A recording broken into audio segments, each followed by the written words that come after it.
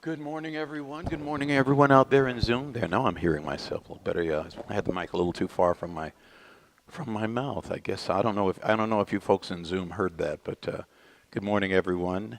Good morning. Let's see. We got Pam here in Zoom. Good morning, Pam, and Hushang in Utah, and I can't Greg, tell. Greg, yeah, I see Greg. But who's that in the center here? We see Terry. Good morning, Terry.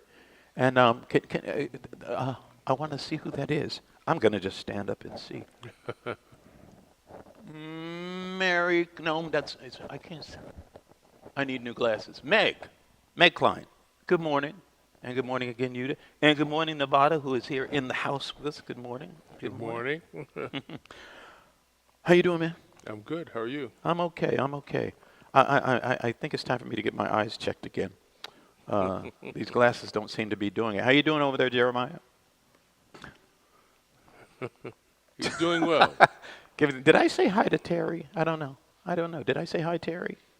You did. My memory's getting bad too, so hope everybody's doing well this morning. It's a beautiful, at this moment, bearable day in Florida, here in Central Florida. Don't know how long that's gonna last, but right now that's what it is. We have a good day so far. So I guess we're gonna go ahead and begin. Daryl, would you like to start us off with a prayer? Of course. Praise be thou, O Lord my God. This is thy servant who hath quaffed from the hands of thy grace the wine of thy tender mercy, and tasted of the savor of thy love in thy days. I beseech thee by the embodiments of thy names, whom no grief can hinder from rejoicing in thy love, or from gazing on on thy face, and whom all the hosts of the heedless are powerless to cause to turn aside from the path of thy pleasure, to supply him with the good things thou dost possess, and to raise him up to such heights that he will regard the world even as a shadow that vanisheth swifter than the twinkling of an eye. Keep him safe also, my God, by the power of thine immeasurable majesty, from all that thou abhorrest. Thou art verily his Lord, and the Lord of all worlds. This is a prayer by Baha'u'llah. Okay, thank you. Well, as I always like to point out, and as I'm sure you know, if you've been joining us in past weeks, we are continuing our study of the book Baha'u'llah and the New Era by J.E. Esselmont. And as we always like to point out, Daryl and I are using two different editions. There are some minor differences. Sometimes the differences in verbiage, based on the later edition's translation may be a different, there might be enough of a difference for us to need to point it out, and we try and do so at that time. But generally speaking, it's the same book. Again, Baha'u'llah and the New Era. You can Yes. buy it in bound version, or you can get free access to it by going to Ocean, no S, right? Yes, Is it Ocean. BahaiOcean.org? I believe it's org. Yes, Ocean, not Yeah. Baha'i Ocean. Oh, it's not Ocean. Baha'i Ocean, just Yes. ocean.org. Or Ocean 2.0, that's an app that you can actually load onto your mobile phone. And so, all that being said, where did we leave off last time, Daryl? We left off in the chapter on various ordinances and teachings, Okay. and in the section, the Baha'i calendar. The Baha'i calendar. We had covered marriage and divorce, etc., and Yeah. we are now in this section. The Baha'i calendar.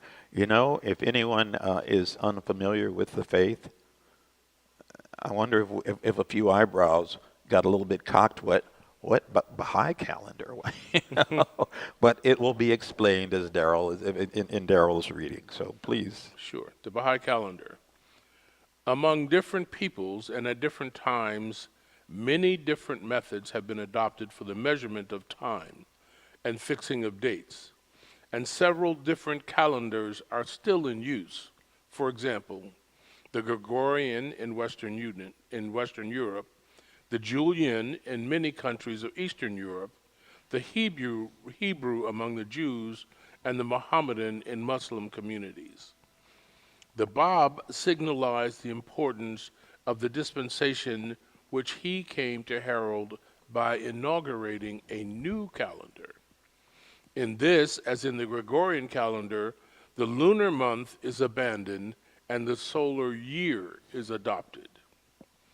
The Baha'i year consists of 19 months of 19 days each, that is, 361 days, with the addition of certain intercalary days, 4 in ordinary and 5 in leap years, between the 18th and the 19th months in order to adjust the calendar to the solar year.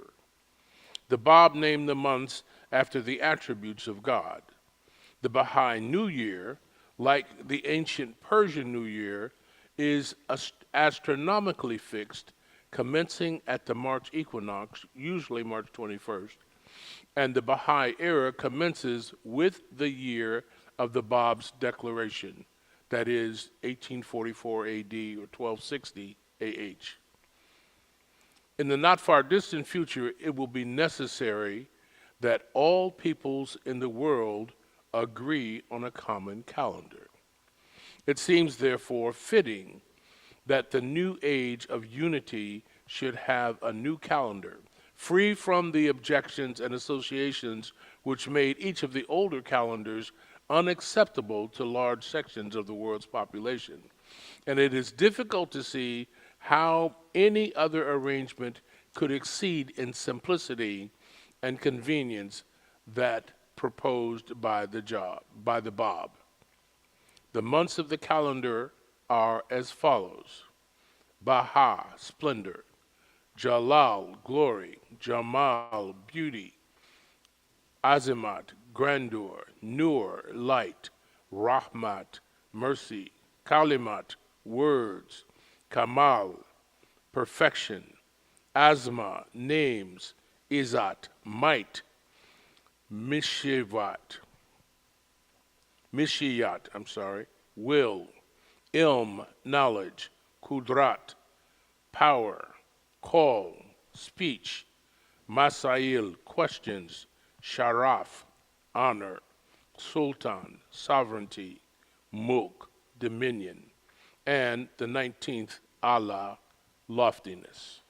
I got to tell you, man, when I first started, studying the faith and finally decided to join the faith, this whole idea of a different calendar was, I just wondered, why aren't January and February and March, aren't they good enough? Why do we have to switch? But I wasn't even, it's strange how, without our even knowing it, our cultural experiences can in our minds become, number one, superior, because it's simply familiar. So, this is the right way, superior. But also can kind of block us from, being aware of the fact that there are other people in other parts of the world who mark time in a completely different way.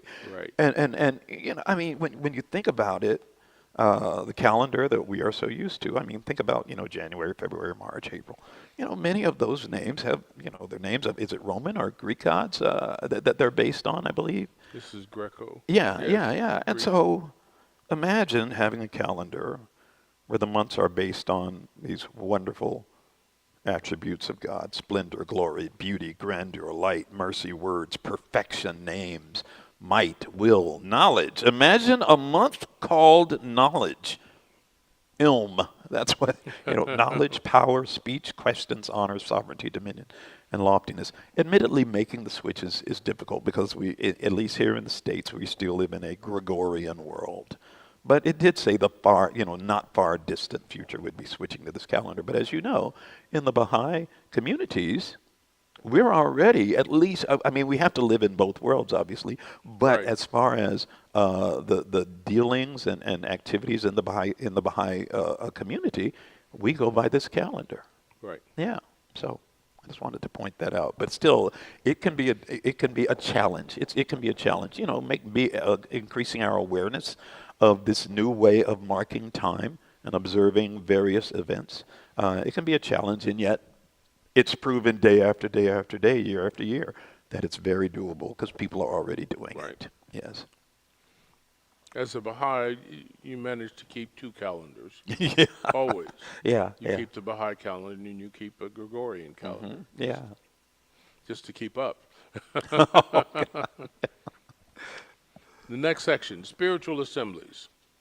Before Abdul Baha completed his earthly mission, he had laid a basis for the development of the administrative order established in Baha'u'llah's writings.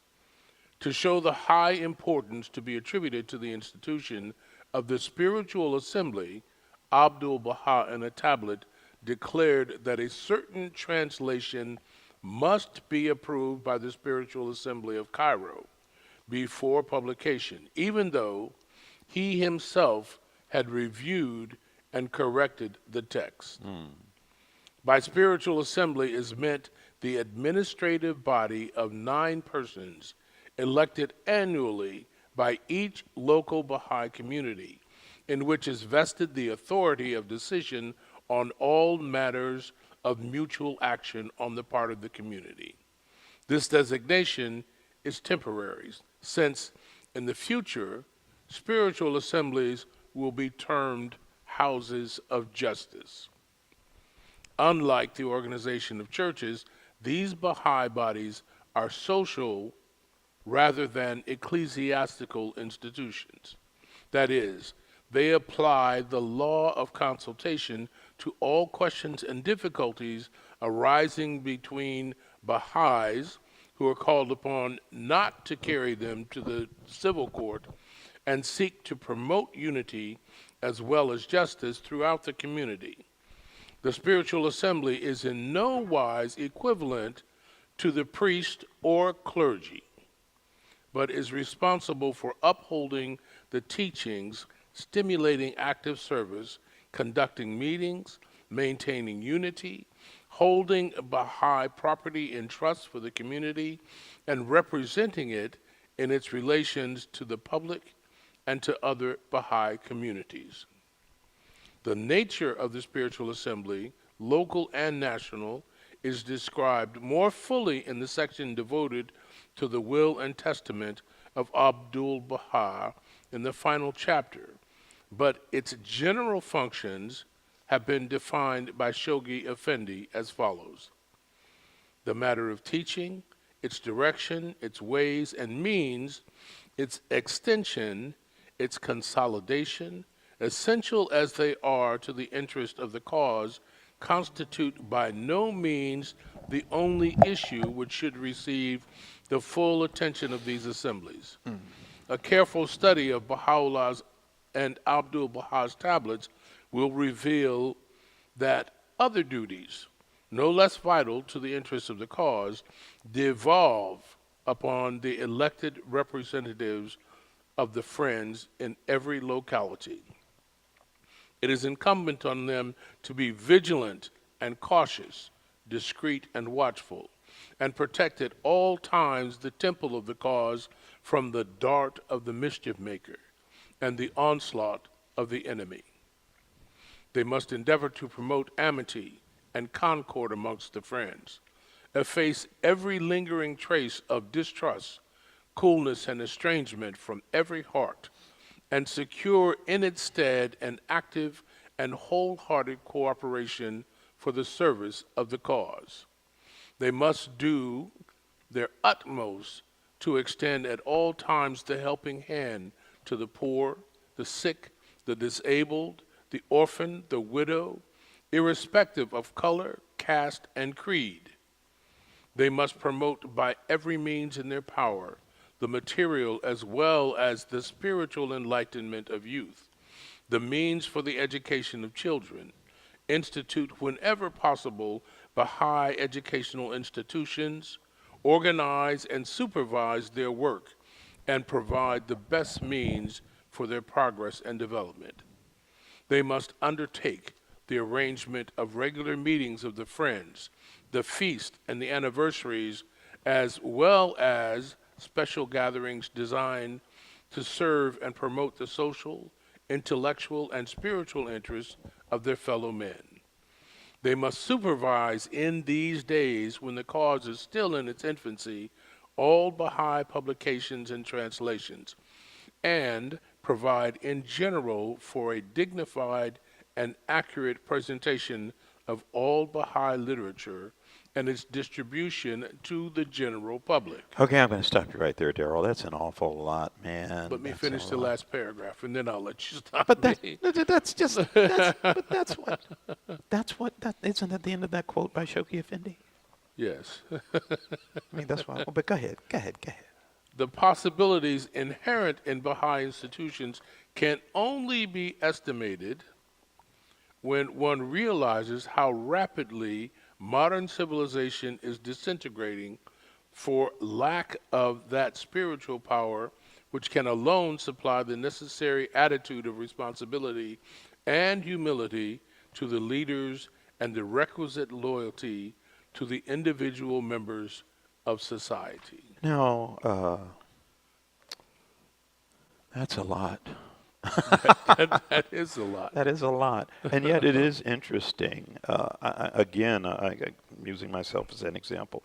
I wondered, how can you call yourself a religion and have no clergy? How can you call yourself a religion? Don't all religions have clergy? Well, I guess the answer is no. The No. Baha'i faith, I don't think anyone would deny that it's a religion, and yet we don't have that special class of set-aside people who have, we assume has some special power or some connection with God. But we do have the members of the spiritual assembly at both the local and, of course, the global level and the national level. And this makes it very clear that the spiritual assembly is not a religious construct, it Exactly. is a social one. Exactly. And Exactly. because it is a social one, there is no need for clergy.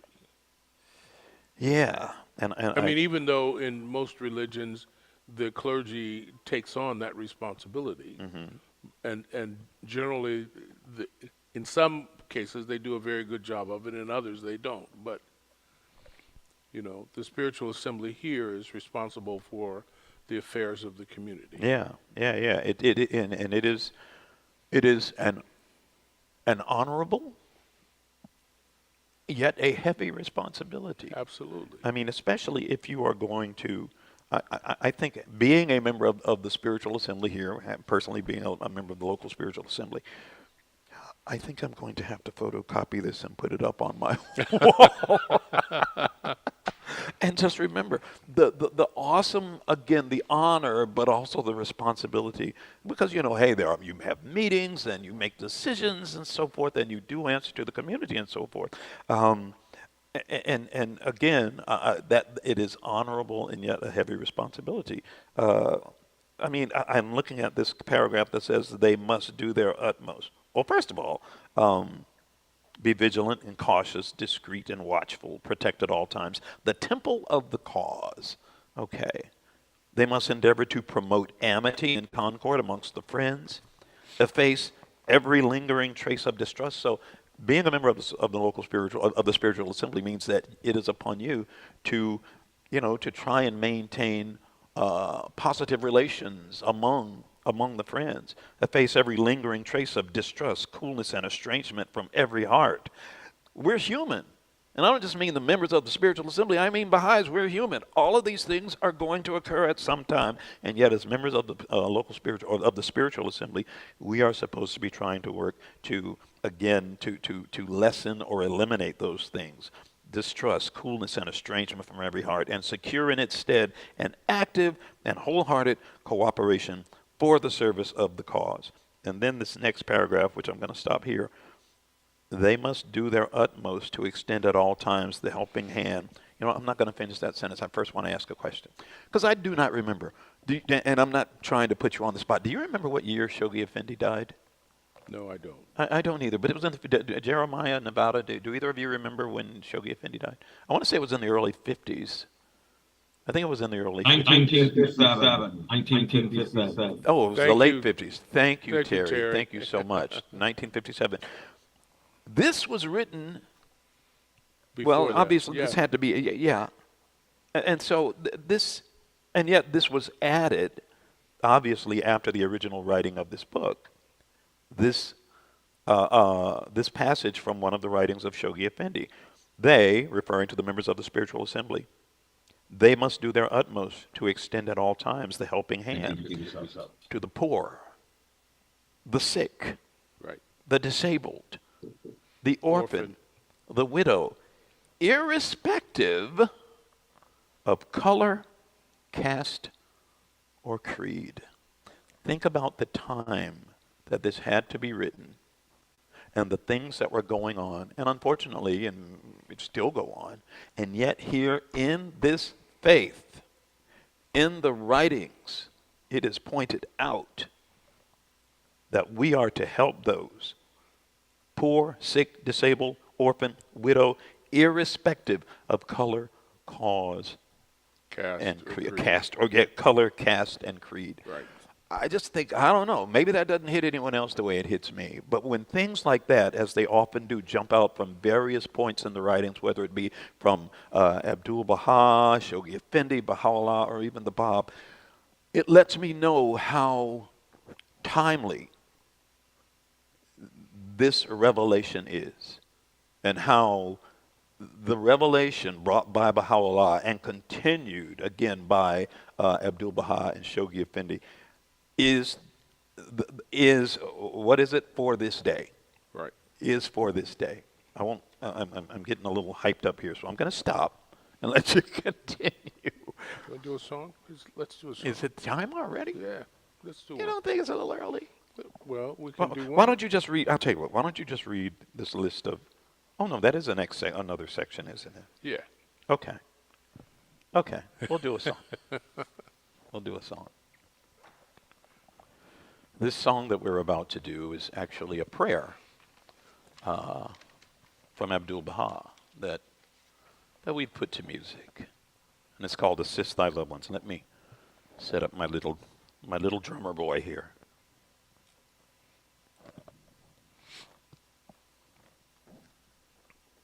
Let me make sure I got the right one. Yeah. Okay. Okay.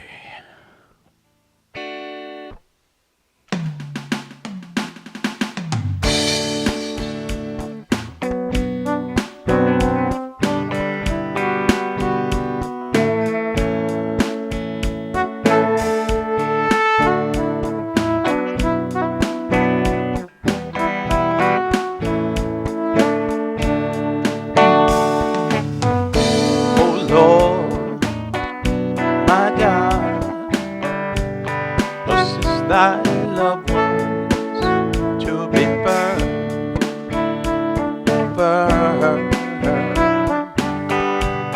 in thy faith, to walk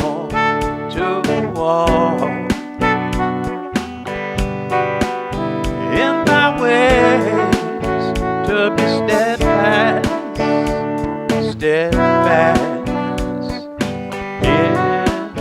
thy call.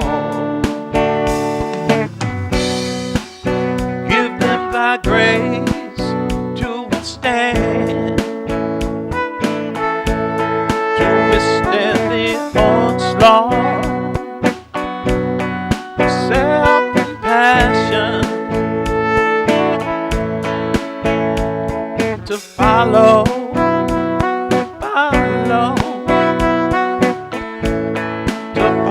the light, follow the light of divine guidance.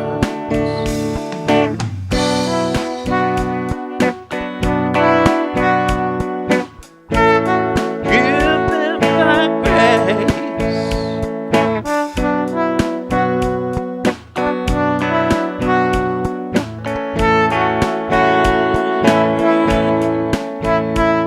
to follow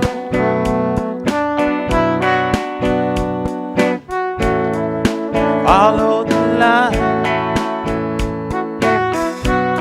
to follow the light of divine guidance.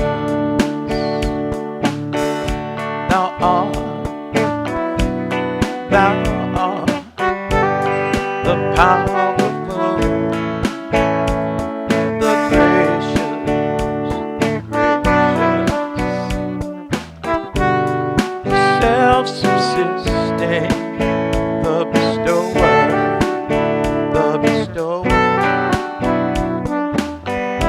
the compassionate,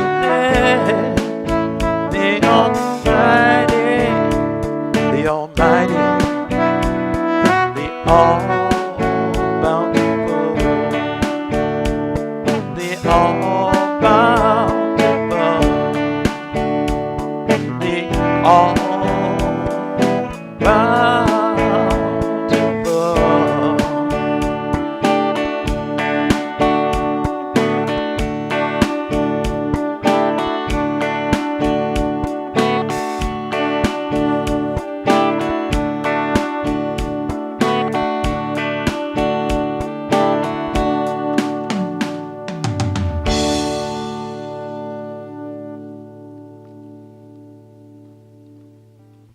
Assist thy loved ones.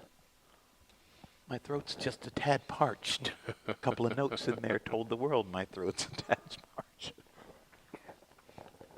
All right, sir. Care to read?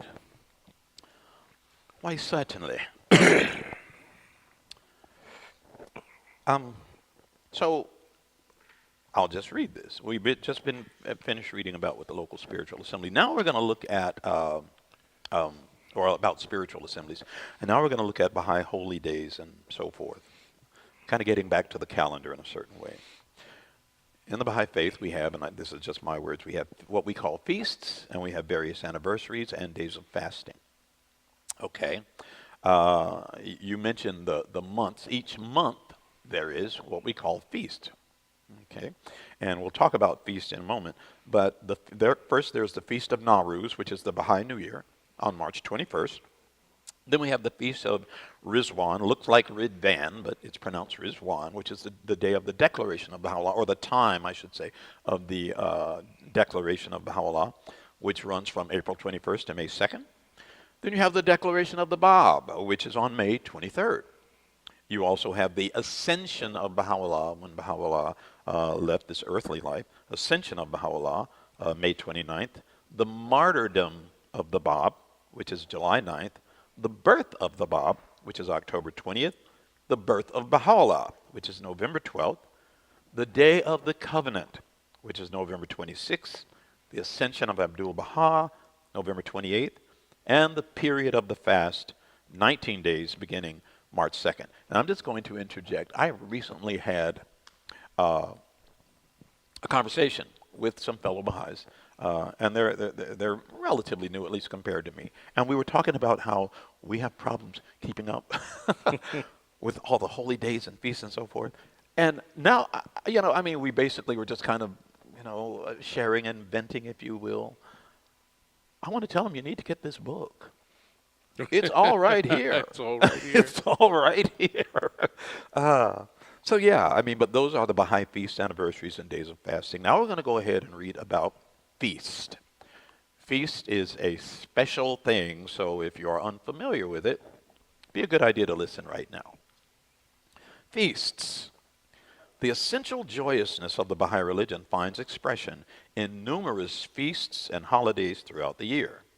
In a talk on the Feast of Nowruz in Alexandria, of Nowruz, as actually it should be pronounced, in Alexandria, Egypt in 1912, Abdul Baha said, "In the sacred laws of God, in every cycle and dispensation, there are blessed feasts, holidays, and workless days. On such days, all kinds of occupations, commerce, industry, agriculture, etc., should be suspended.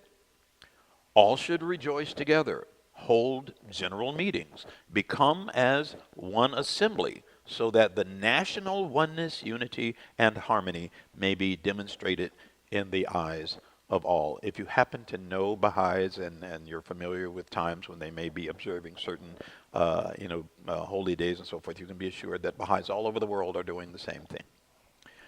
As it is a blessed day or blessed day, it should not be neglected nor deprived of results by making it a day devoted to the pursuit of mere pleasure. I'm going to read that again.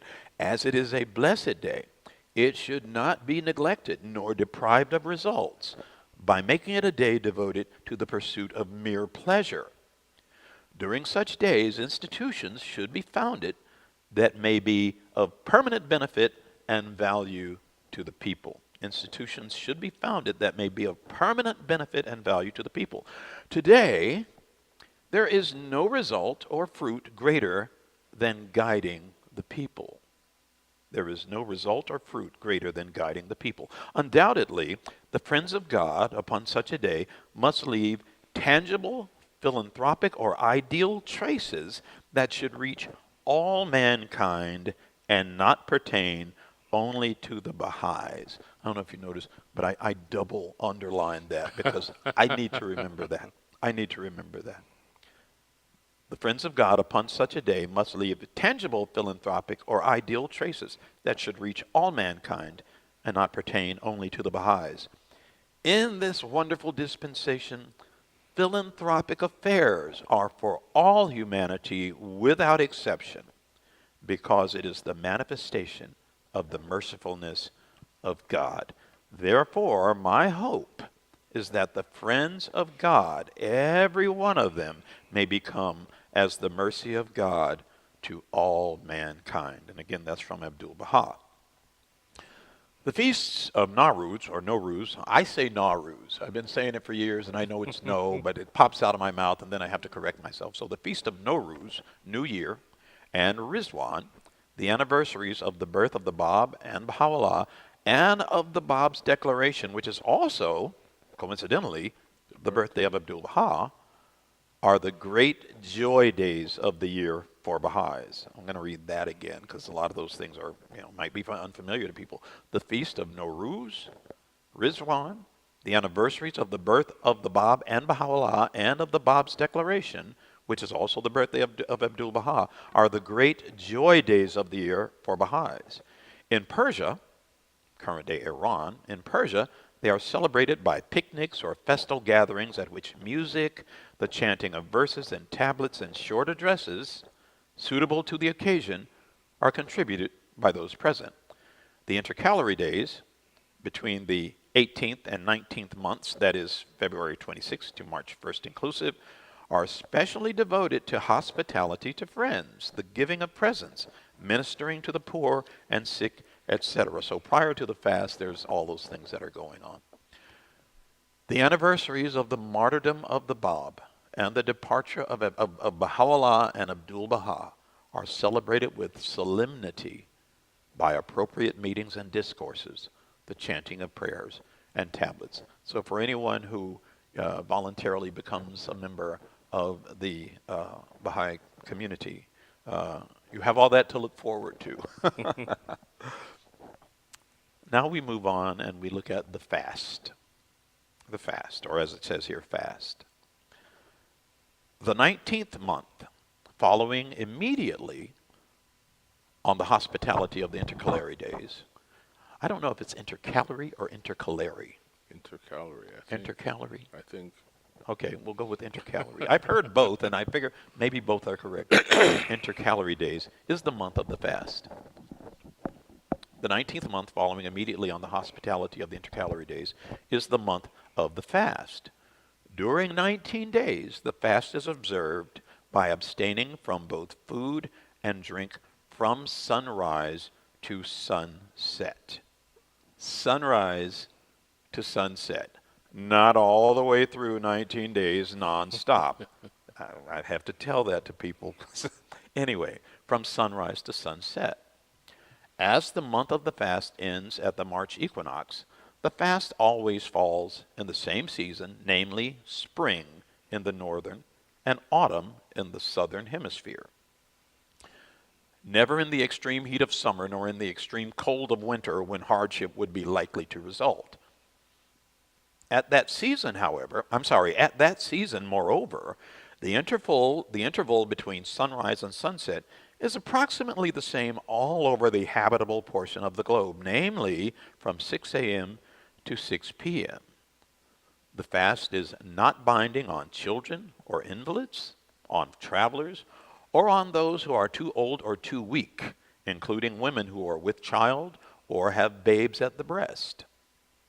There is much evidence to show that a periodical fast such as is enjoined by the Baha'i teachings, is beneficial as a measure of physical hygiene. But just as the reality of the Baha'i fast does not lie in the consumption of physical food, but in the commemoration of God, which is our spiritual food, so the reality of the Baha'i fast does not consist in abstention from physical food, although that may help in the purification of the body, but in the abstention from the desires and lusts of the flesh, and in severance from all save God. And personally, being someone who often reads, or views videos and things on health, well, I don't think you have to be one of those types of people to know that, currently, for the past, I don't know, number of years, in the health conscious community, a lot has been said about fasting. But Right. this clearly points out that while there are health benefits, that is not the purpose of the is a symbol. Fasting signifies abstinence from lust. Physical fasting is a symbol of that abstinence and is a reminder. That is, just as a person abstains from physical appetites, he is to abstain from self appetites and self desires. But mere abstention from food has no effect on the spirit. It is only a symbol, a reminder. Otherwise, it is of no importance. Wow. I'm going to read that again. Mere abstention from food has no effect on the spirit. It is only a symbol, a reminder. Otherwise, it is of no importance. Fasting for this purpose does not mean entire abstinence from food. The golden rule as to food is do not take too much or too little. Moderation is necessary. There is a sect in India who practice extreme abstinence and gradually reduce their food until they exist on almost nothing. But their intelligence suffers. A man is not fit to do service for God with brain or body if he is weakened by lack of food. He cannot see clearly, and this is quoted by Miss E.S. Stevens in Fortnightly Reviews. This is from June 1911. And then we look at meetings. Do we have time for meetings, or do you think we should stop there? I think we should probably stop there. Yeah, this is probably a good Yeah. stopping spot. So when we come back a week from today, we will start with the various meetings and we'll read more about that. And so we'll go ahead and let me put something in here to mark this page. There we go. And so at this time, as always, we'd like to allow, or allow is not the right word, invite. We will allow you. No, invite anyone who would choose to share a prayer or reading or song of your choosing. This is that time now. We usually start with our Andy Murphy moment, and Andy's not here with us today. So anyone else who would like to offer up a prayer, reading, song, this is that time. Please feel free to do so. Sure. Please, Terry. Mm-hmm. Praise be to the Lord my God. I implore thee by thy name, that thou hast caused to search within every drop the oceans of thy loving kindness and mercy, and to shine within every atom the luminaries of thy bountiful blessings and favors. I implore thee to adorn every soul with the ornament of thy love, that none may remain on thine earth who has not turned towards thee, or has failed to detach himself from all except thyself. Thou hast verily, God, suffered him who was the manifestation of thine own self, to be afflicted with all manners of adversity, in order that thy servants may ascend into the pinnacle of thy gracious favor, and attain unto that which thou hast through thy cross and tender mercies ordained for them tablets of irrevocable decree. The glory of might beareth witness, were they every moment of their lives to offer up themselves as a sacrifice in thy path, they would still have done but little in comparison with the manifold bestowals vouchsafed unto them by thee. Grant therefore, I beseech thee, that their hearts may be inclined toward thee, that their faces may be turned in the direction of thy pleasure. Powerful art to do what thou willest. No God is ever thee. The inaccessible, thou glorious, forgiving. Deign then, accept them, my God, from thy servant the things which he hath shown forth his love for thee. Fortify him then, that he may cling to thy most exalted word, and loose his tongue to celebrate thy praise, and cause him to be gathered into such of thy people as are nigh to thee. Thou art with whose grasp is the empire of all things. There is none other than thee, the Almighty, the Eternal, the glorious, and constrained. And that's from prayers of meditation. Thank you so much, Terry. Thank you. Is there anyone else who would like to share at this time? Anyone? I'd like to do one. Are you able to hear me? Just Please. barely. Oh, okay. Okay, sorry. This is a short quote from the Universal Health and Justice, and it's prayer and active service may seem like a feeble and slow response when weapons of destruction are required. They are, however, the means by which ultimately those weapons be silenced. Thank you. Thank you, Meg. Is there anyone else who would like to share at this time?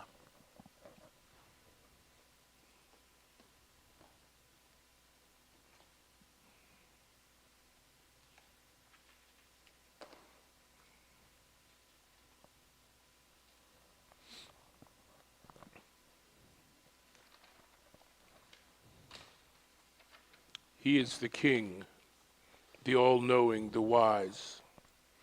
Lo, the nightingale of paradise singeth upon the twigs of the tree of eternity, with holy and sweet melodies, proclaiming to the sincere ones the glad tidings of the nearness of God, calling the believers in the divine unity to the court of the presence of the generous one, informing the severed ones of the message which hath been revealed by God, the King, the glorious, the peerless, guiding the lovers to the seat of sanctity and to this resplendent beauty.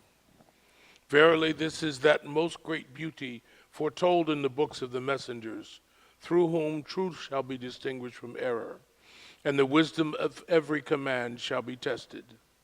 Verily, he is the tree of life that bringeth forth the fruits of God, the exalted, the powerful, the great.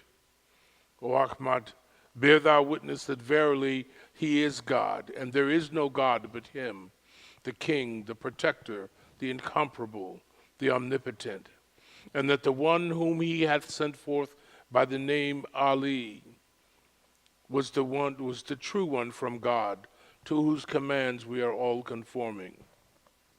Say, O people, be obedient to the ordinances of God, which have been enjoined in the Bayan by the glorious, the wise one. Verily, he is the King of the messengers, and his book is the mother book, did ye but know. Thus doth the nightingale utter his call unto you from this prison. He hath but to deliver this clear message. Whomsoever desireth, let him turn aside from this counsel. And whosoever desireth, let him choose the path to his Lord. O people, if ye deny these verses, by what proof have ye believed in God? Produce it, O assemblage of false ones. Nay, by the one in whose hand is my soul, they are not, and never shall be able to do this, even should they combine to assist one another. O Ahmad, forget not my bounties while I am absent. Remember my days during thy days, and my distress and banishment in this remote prison. And be thou so steadfast in my love that thy heart shall not waver, even if the swords of the enemies rain blows upon thee, and all the heavens and the earth arise against thee. Be thou as a flame of fire to my enemies, and a river of life eternal to my loved ones, and be not of those who doubt. And if thou art overtaken by affliction in my path, or degradation for my sake, be not thou troubled thereby. Rely upon God thy God, and the Lord of thy fathers. For the people are wandering in the paths of delusion, bereft of discernment to see God with their own eyes, or hear his melody with their own ears. Thus have we found them, as thou also dost witness. Thus have their superstitions become veils between them and their own hearts, and kept them from the path of God, the exalted, the great. Be thou assured in thyself that verily he who turns away from this beauty hath also turned away from the messengers of the past, and showeth pride towards God from all eternity to all eternity. Learn well this tablet, O Achmat. Chant it during thy days, and withhold not thyself therefrom. For verily God hath ordained for the one who chants it the reward of 100 martyrs, and a service in both worlds. These favors have we bestowed upon thee as a bounty on our part, and a mercy from our presence, that thou mayest be of those who are grateful. By God, should one who is in affliction or grief read this tablet with absolute sincerity, God will dispel his sadness, solve his difficulties, and remove his afflictions. Verily, he is the merciful, the compassionate. Praised be to God, the Lord of all the worlds. Baha'u'llah. Thank you, Daryl. As always, we always like to remind people that this is not just, that this is a joint effort of different people, different communities, and we always like to recognize and express our appreciation to the Clearwater community for streaming this through their webpage or website, shall we say. And again, it's a joint effort from a variety of people. If you would like to know more about the Baha'i Faith, there are some definitive websites that you can go through, and I had that in my hand, and I don't know where it is. But what are those websites, Daryl? They are www.baha'i.us, www.baha'i.org, www.bahaiteachings.org, and www.clearwaterbaha'is.org. Yes. And as we mentioned earlier, again, another wonderful source is Ocean. You can go to ocean.org or Ocean 2.0 to get the app, and a lot of information there regarding the Baha'i Faith. And as far as Ocean, even, there are also, it's a library of spiritual literature from all the major world faiths. And with all that being said, what I have to tell you is that if you happen to be one of those people in the world who is loved, then you are truly, truly blessed. If you happen to take it upon yourselves to share that love, I guarantee you that the world around you will be truly blessed. So there is one simple, smart, easy, inexpensive thing that you can do, and that is always, always share the love.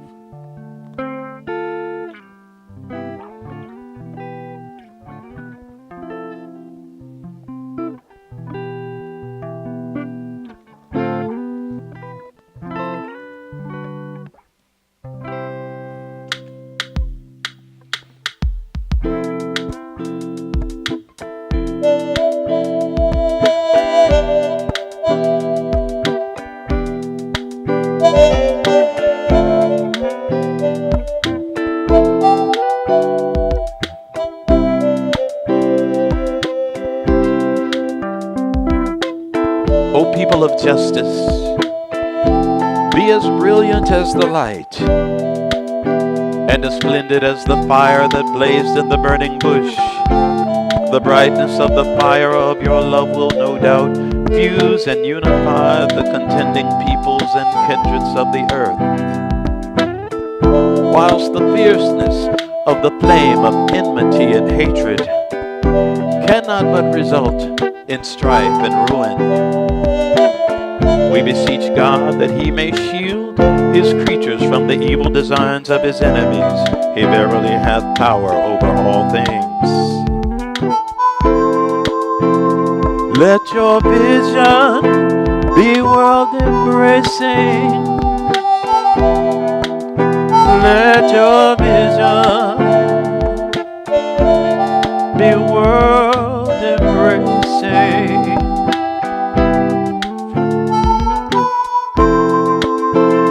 Let your vision be world embracing.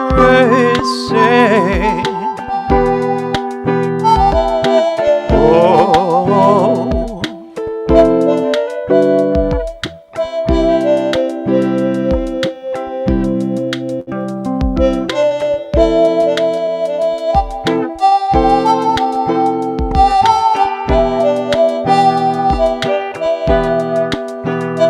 let your vision be world embracing.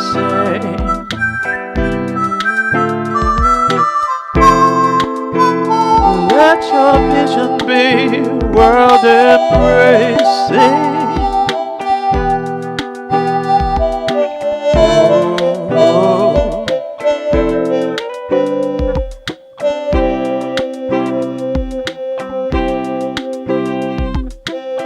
watch over yourselves, for the evil one is lying in wait, ready to entrap you. Gird yourselves against his wicked devices,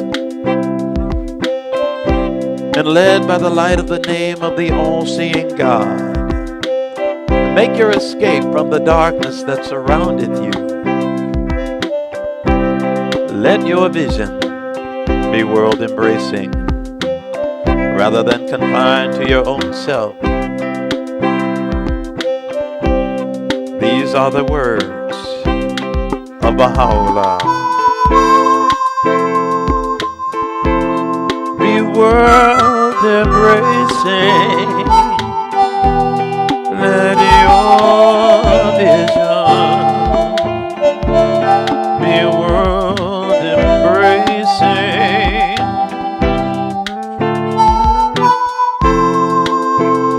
Let your vision be world embracing. Oh,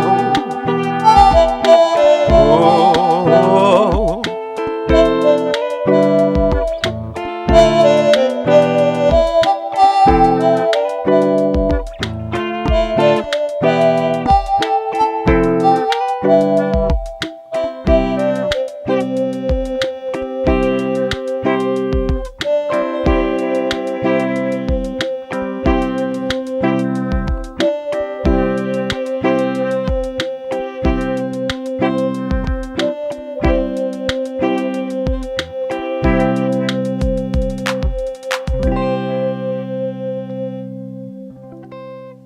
have a good week, folks. Take care, and hope we see you.